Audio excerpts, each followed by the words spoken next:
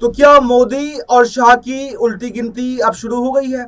एक तरफ जहां नीतीश और नायडू पलटी मारने पर तुले हुए हैं, बीजेपी के साथ में रहना नहीं चाहते हैं, तो वह अब संजय जोशी की एंट्री भी बीजेपी में हो गई है और उनको बीजेपी की कमान सौंपने की बात कही जा रही है। जी हाँ, नमस्कार। नेक्स्ट 9 न्यूज पर आपका बहुत बहुत स्वागत है और मैं हूं आपके साथ वफा अब्बास।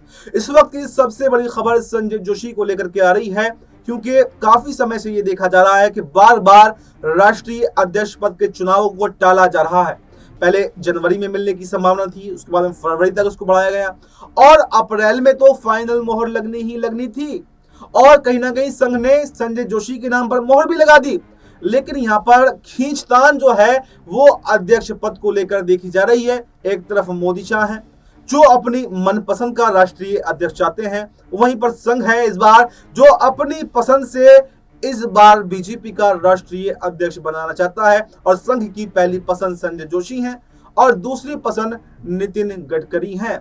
लेकिन मोदी और शाह के लिए ये दोनों ही नाक में दम करने वाले हैं, यानी ना तो नितिन गडकरी से मोदी शाह की बनती है और संजय जोशी की तो बात ही छोड़ दीजिए। संजय जोशी तो पुराने दुश्मन अगर कहा जाए तो मोदी के रहे हैं। दोनों एक साथ बैठते भी नहीं हैं, एक मंचों को साझा भी नहीं करते हैं।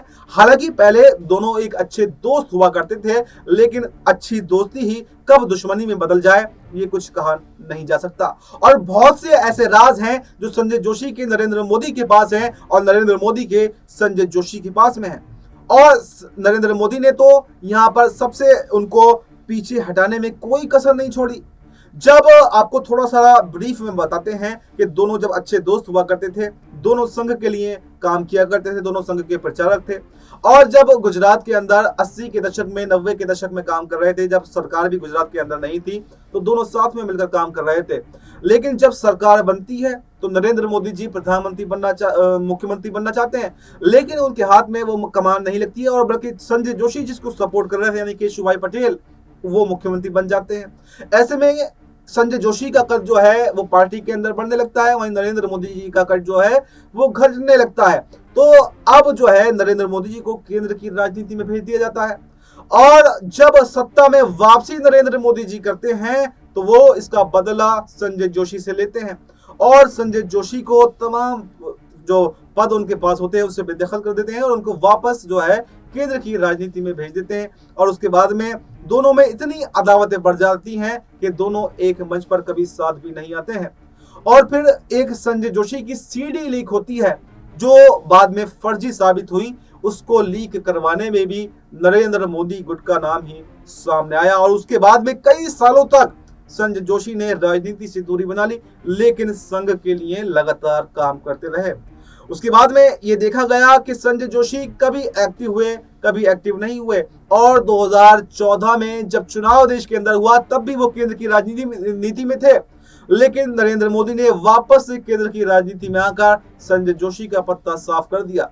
लेकिन अब संघ चाहता है कि बीजेपी की कमान संजय जोशी संभाले, क्योंकि मोदी शाह अब संघ के सामने भी नहीं टिकते हैं, क्योंकि संघ की बातों को नहीं मानते हैं। तो ऐसे में संघ जो है पार्टी के अंदर एक बैलेंस जो बनाने की कोशिश कर रहा है कि नरेंद्र मोदी और अमित शाह को भी कुछ चीजों पर झुकना पड़े, उनको मानना पड़े। अगर मनमानी करते रहेंगे तो ऐसे पार्टी नहीं चलेगी। लेकिन कहा यह जा रहा है कि अगर संजय जोशी को कमान मिल जाती है तो जो उल्टी गिनती है वो यहाँ पर मोदी शाह की शुरू हो सकती है, क्योंकि वो फिर उसका बदला भी ले सकते हैं जो उनके साथ में नरेंद्र मोदी ने किया था, यानी उनको बेदखल पार्टी से किया था। तो ऐसे में संजय जोशी अगर आते हैं तो बड़े बदलाव, बड़े उलटफेर पार्टी के अंदर करेंगे, कैबिनेट में बदलाव होगा और अगर वो राष्ट्रीय अध्यक्ष बन जाते हैं तो फिर मोदी शाह को चैन आराम तो नहीं मिलने वाला है, क्योंकि बहुत सारे फैसले जो हैं वो राष्ट्रीय अध्यक्ष के पास में रहते हैं। हालांकि सब पदों की अपनी अपनी गरिमा होती है। प्रधानमंत्री की अलग पद है, अलग गरिमा है, जो गृह मंत्री है उसका अलग पद है, अलग गरिमा है। वैसे ही राष्ट्रीय अध्यक्ष की भी बहुत बड़ी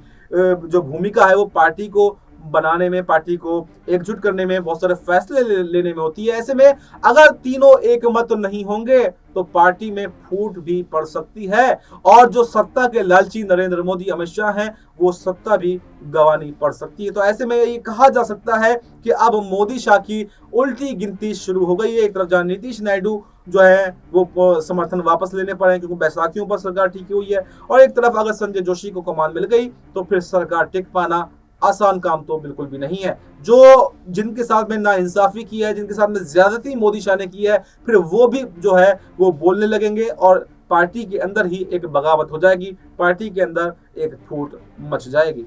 तो फिलहाल इस रिपोर्ट में इतना ही। इस पूरी रिपोर्ट पर आपको क्या कुछ कहना है कमेंट बॉक्स में अपनी राय जरूर दें और हमें दीजिए इजाजत।